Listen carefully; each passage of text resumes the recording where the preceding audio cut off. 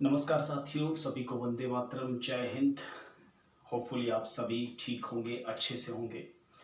देखिए, हम बात कर रहे थे भारत के इतिहास के समग्र अध्ययन अर्थात एक-एक बारीकी के अध्ययन की चर्चा कर रहे थे।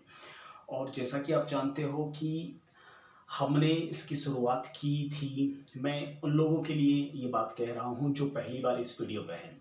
मैं आपको बता दूँ कि हमने सबसे पहले पाषाण काल की चर्चा की थी, उसके बाद में सिंधु घाटी सभ्यता की, उसके बाद में वैदिक सभ्यता की और उसके बाद में महाजनपद काल की चर्चा करते करते हम मौर्य काल तक पहुँचे थे। देखिए, एक बात मैं आपको यहाँ पे बताना चाह रहा हूँ कि हम एक-एक बारीकी के साथ इन सारे टॉपिक्स, इन सारे कंटेंटों की चर्चा कर चुके थे।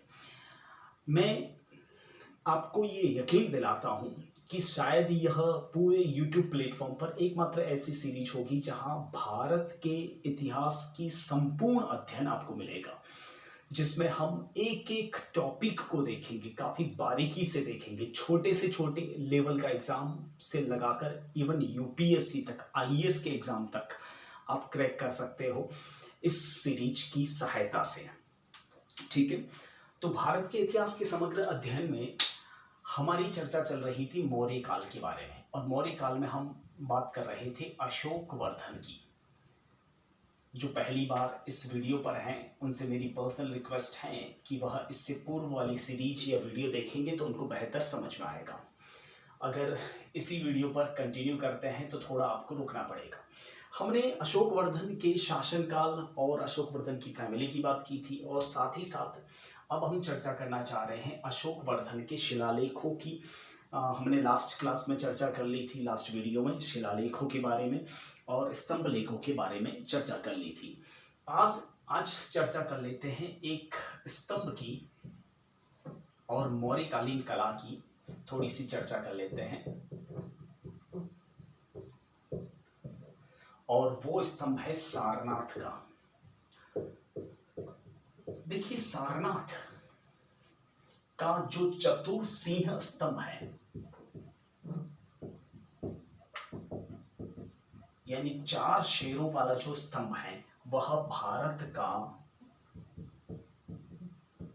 राजकीय चिन्ह है।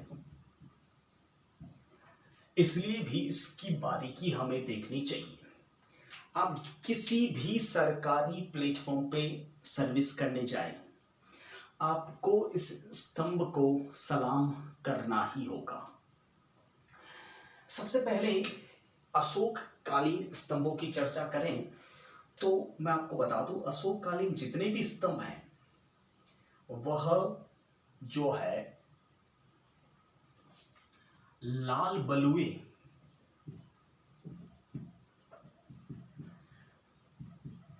पत्थर या फिर काले पत्थर से बने हैं। ठीक है, ये सारे के सारे जो स्तंभ हैं वह एकाश्मक पत्थर से बने हैं।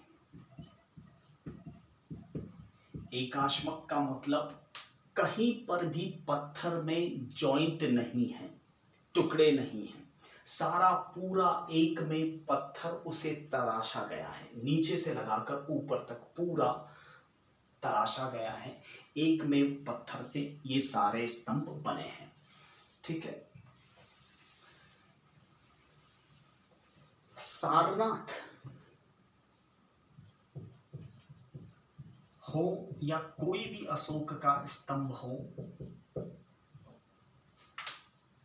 सारे के सारे स्तंभ एकाश्मक पत्थर पर टिके हैं। नीचे वाला हिस्सा या तो गोल होता है या चौकोर होता है। ठीक है, या तो गोलाकार है या चौकोर है। ठीक है, इसके ऊपर एक पिलर होता है लंबा सा, उसे कहते हैं मेखला। ठीक है, उस मेखला के ऊपर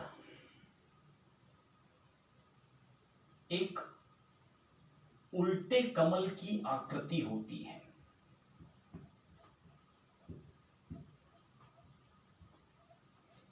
जिसे कहते हैं घंटाकृति,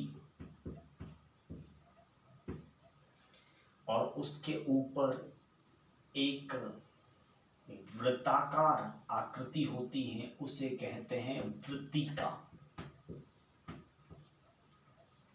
ठीक है, वृत्तिका या कंठा।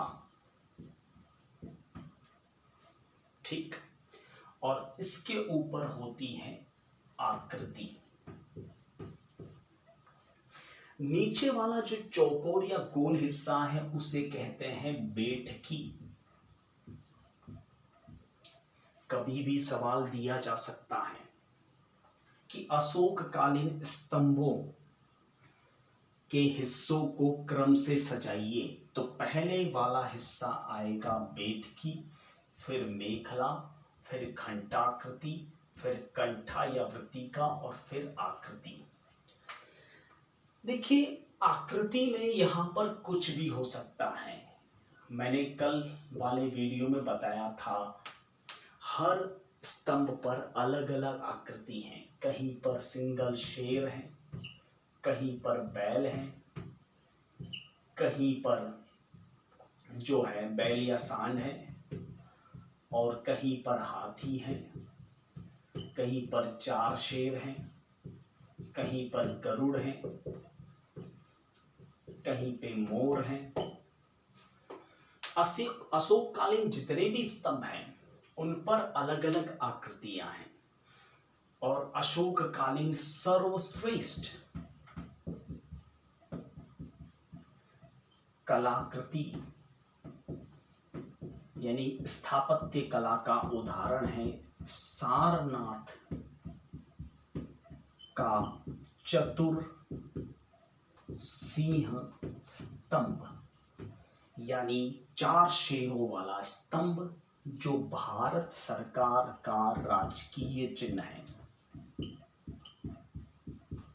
राजकीय चिन्ह यानी नेशनल एम्बलम। राष्ट्रीय चिन्ह नहीं, राजकीय चिन्ह। इसका इस्तेमाल फर्स्ट ग्रेड गजेटेड लोग करते हैं।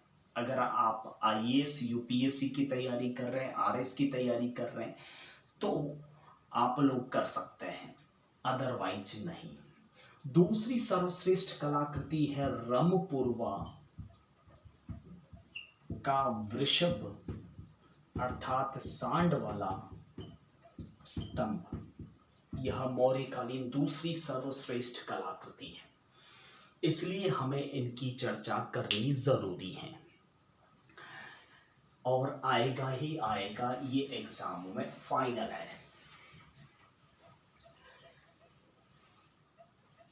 आकृति अगर मैं बात करूं सारनाथ की, सारनाथ जो है वाराणसी यूपी में है। इसके ऊपर बने हुए हैं 4 शेर, और ये 4 शेर जो है यानी चतुर सिंह एक दूसरे से पीठ सटाए हुए हैं। जो कि मैंने क्या कहा, ये बैठकी गोल या चौकोर है, और ऊपर वाला पिलर तो डेफिनेटली गोल है। वृत्तिका यानी कंठा गोल है, तो स्वाभाविक सी बात है ये भी गोलाकार आकृति में है। यानी एक शेर सामने, एक शेर दाएं, एक शेर बाएं, और एक शेर पीछे। इस कलाकृति की मैं बात करूं तो ध्यान दीजिएगा, कंठा और घंटाकृति के मध्य यानी वृत्तिका और उल्टे कमल के बीच देखना, ये वाला जो हिस्सा है ना उल्टा कमल, इससे ऊपर वाला हिस्सा अशोक के सभी स्तंभों में चेंज हो सकता है। लेकिन यहां तक उल्टे कमल तक सब जगह समान है, यानी यहां से लगाकर यहां तक सारे स्तंभों में समान है। ठीक है। अशोक के मैक्सिमम जो स्तंभ हैं वह चुनार के पत्थर का प्रयोग किया गया है, लाल बलुए पत्थर का।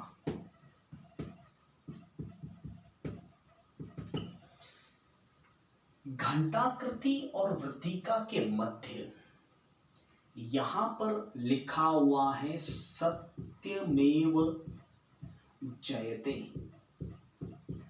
जो भारत का स्लोगन है। ठीक है। कई बार सवाल इस तरह से फंसाया जाता है कि सारनाथ के स्तंभ में सत्यमेव जयते कहाँ लिखा हुआ है। सारनाथ में तो लिखा हो ये तो पता है, लेकिन सारनाथ के स्तंभ में किस जगह लिखा हुआ है? तो मेखला और उल्टे कमल यानी घंटाकृति के मध्य, या वृत्तिका और घंटाकृति के मध्य, या आकृति और कंठा के मध्य, ऐसे ऑप्शंस डाले जाते हैं। इसलिए बारीकी देखना जरूरी है। ठीक है। इस वृत्तिका में यानी कंठे में कुंडीनुमा यानी उभरे हुए, चूंकि गोल है, 4 चक्र हैं। 4 चक्र, इन चारों चक्रों में 24 अरे अर्थात तीलियां हैं, और यही 4 चक्र अशोक चक्र कहलाते हैं। यही 4 चक्र भारत का सबसे बड़ा वीरता पुरस्कार है, सैन्य पुरस्कार है शांति काल में। ध्यान रखना, शांति काल में अशोक चक्र से सम्मानित किया जाता है सेना के किसी भी अधिकारी को, आम जनता को नहीं। सबसे बड़ा वीरता पुरस्कार है। युद्ध काल में दिया जाता है परमवीर चक्र। ये चक्र के अंदर जो 24 अरे तीलियां हैं, यह आपको ये बताती है कि 24 घंटे आप अलर्ट रहें, सचेत रहें, कार्यरत रहें। ठीक है। यह सीख दिलाती है। यही अशोक चक्र बहुत सारों को नहीं पता, तिरंगे, भारत का राष्ट्रीय ध्वज तिरंगे में सफेद पट्टिका के मध्य, यहां तक तो पता होगा, लेकिन ये बहुत सारों को नहीं पता कि नीले रंग में है। बहुत सारे लोग सोचते हैं कि तिरंगे में काला है चक्र, नहीं, नीले रंग में है। ठीक है। चूंकि ये गोल है, यानी इसके मध्य जो है वह 4 पशु बने हुए हैं। 2 पशु आपको सामने दिखाई देंगे। अगर अभी आपके पास में मोबाइल है तो आप डाउनलोड करके देख सकते हैं। अगर आपके पास में मोबाइल नहीं है तो पैसे तो सबके पास में होंगे, चाहे सिक्का हो या नोट हो। नोट है आपके पास में तो नोट के फ्रंट में आपको दिखाई देगा, यह लेफ्ट साइड में, सॉरी राइट साइड में दिखाई देगा, और अगर सिक्के हैं तो फ्रंट भाग पे दिखाई देगा। ठीक है। 4 पशु हैं, 4 पशु, और ये 4 पशु कौन कौन से हैं? सबसे पहले अश्व यानी घोड़ा, जो भारत की पहचान, रफ्तार का प्रतीक है। दूसरा पशु है वृषभ यानी बैल, जो श्रम यानी मेहनत का प्रतीक है, भारत की पहचान। चूंकि आप जब डाउनलोड करोगे या सिक्के पर या नोट पर देखोगे या स्टाम्प पेपर पर देखोगे या किसी भी सरकारी कार्यालय में देखोगे तो ये 2 पशु आपको स्पष्ट नजर आएंगे। चूंकि गोल है यानी 2 पशु पीछे हैं। तीसरा पशु है वह है गज अर्थात हाथी, जो सहनशीलता का प्रतीक है। भारत की पहचान सहनशीलता। पड़ोसी कुत्ते जैसी शक्ल वाला मुल्क पाकिस्तान कितना भौंकता है, लेकिन हाथी जवाब नहीं देता। चौथा पशु है वह है सिंह अर्थात शेर, जो शौर्य और साहस का प्रतीक है। ठीक है, तो ये 4 पशु हैं। 2015 फर्स्ट ग्रेड में सवाल आया था कि अशोक के सारनाथ चतुर्सिंह स्तंभ पर कितने शेर हैं, और सबने बड़े शौक से आंसर दिया 4 शेर, क्योंकि लोगों को यही 4 शेर नजर आते हैं। नीचे वाला शेर तो किसी ने देखा लेकिन इग्नोर किया। तो अशोक के सारनाथ चतुर्सिंह स्तंभ पर 4 शेर नहीं दोस्तों, 5 शेर हैं। राइट आंसर था फर्स्ट ग्रेड में 5 शेर, क्योंकि 4 ऊपर और नीचे 1 शेर। ठीक है, ऊपर 4 शेर हैं, एक सामने, एक दाएं, एक बाएं, एक पीछे, पीठ सटाए हुए। ठीक है, इतनी बारीकी से सवाल आ रहे हैं। ये सवाल आया था RS 2013 प्री में।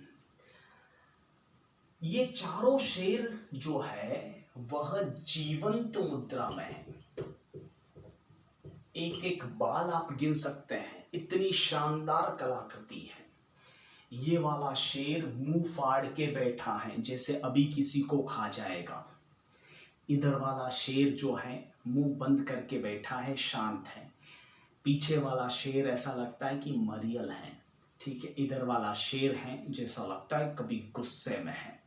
ठीक है, तो शेरों की भी अलग अलग कलाकृति है। इसके ऊपर भी एक और चक्र बना हुआ है,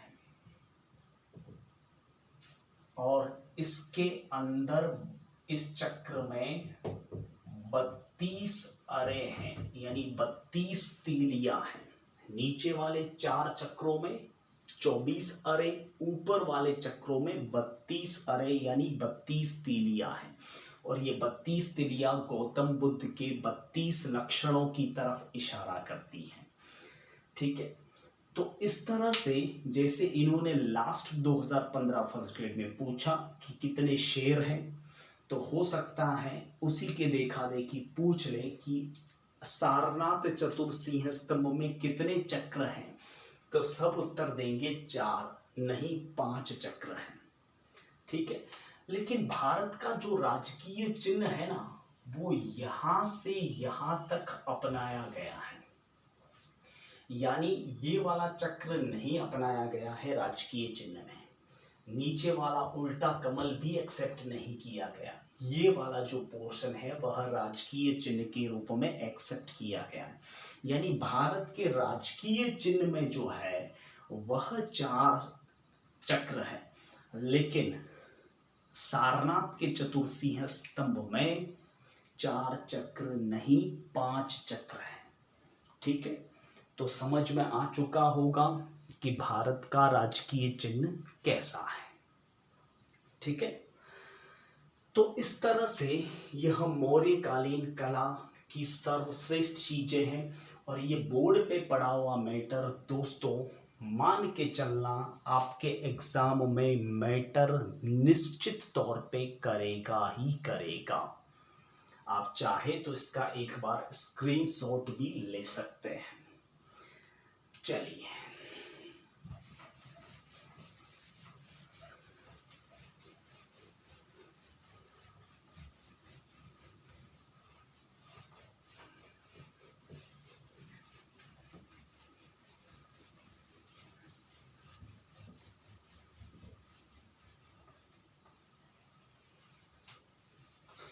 अशोक कालीन जितने भी शिलालेख हैं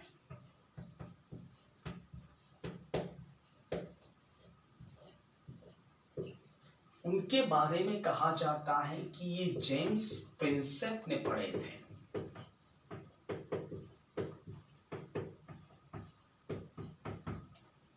अधिकांश शिलालेख, वैसे सब शिलालेखों को अलग अलग पुरातत्व विज्ञानियों ने पढ़ा है, लेकिन अधिकांश शिलालेख जेम्स प्रिंसेप ने पढ़े हैं। अशोक के शिलालेखों की जो लिपियां हैं वह है ब्राह्मी, खरोष्टी और तीसरी है अरेमाइक, जिसे हिंद यूनानी लिपि भी कहते हैं। लेकिन बहुत सारे विद्वानों ने इसको अलग अलग माना है, लेकिन ये दोनों ऑथेंटिक पुस्तकों में एक ही लिखी हुई है।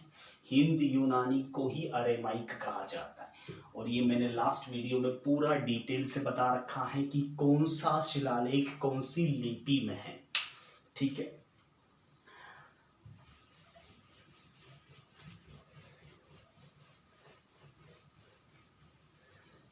सारे शिलालेखों की चर्चा की थी कि कौन सा शिलालेख किस देश में है, किस जगह पर है, भारत से बाहर कौन से हैं, पुराने कौन से हैं, लघु कौन सा है, बड़ा कौन सा है, कौन से स्तंभ पर कौन से पशु का चिन्ह है। सारी चर्चाएं हमने लास्ट 2 वीडियो में कर रखी हैं।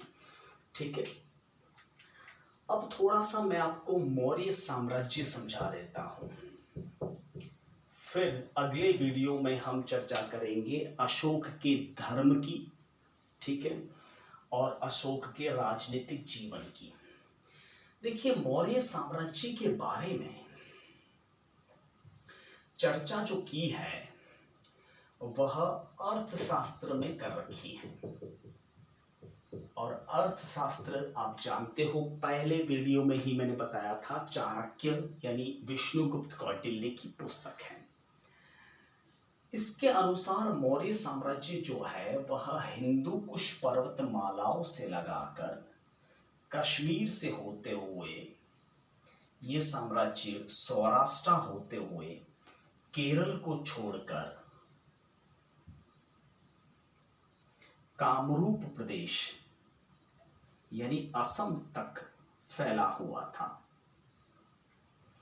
जिसमें असम वाला इलाका आता था और केरल को छोड़कर ये वाला मौर्य साम्राज्य था। इस मौर्य साम्राज्य के प्रारंभ में 4 चक्र थे।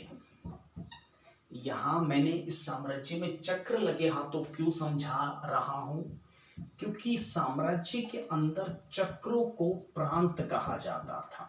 वो चक्र, अशोक चक्र तो अलग है, लेकिन चक्रों को चाणक्य ने प्रांत लिखा है। प्रारंभ में 4 थे, यानी 4 चक्र अर्थात 4 प्रांत थे, 4 राज्य थे। ठीक है, बाद में एक जोड़ा गया अशोक द्वारा। अब ये 4 चक्र कौन कौन से थे? पहला चक्र था, मैंने ज्यादा ही लंबा बना दिया इसको, हिंदू कुश पर्वतमाला तक। पहला चक्र था वह था उत्तरापथ, जिसकी राजधानी थी तक्षशिला। इस उत्तरापथ को उदीच्य चक्र भी कहा जाता था। दूसरा चक्र था प्राची, जिसे मध्य चक्र भी कहा जाता है। राजधानी थी पाटलिपुत्र, जो मौर्य साम्राज्य की राजधानी भी थी और प्राची चक्र की भी राजधानी थी। तीसरा चक्र था अवंतीरठ, जिसकी 2 राजधानियां थी। उत्तरी राजधानी थी उज्जैनी यानी उज्जैन, और दक्षिणी राजधानी थी माहिष्मती, बाहुबली वाली नहीं। और चौथा चक्र था दक्षिणापथ, जिसकी राजधानी थी सुवर्णगिरी।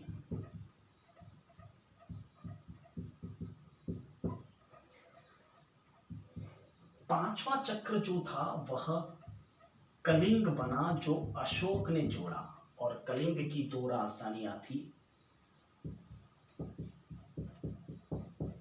उत्तरी राजधानी थी जो है तोशाली, और दक्षिणी राजधानी थी जोगढ़।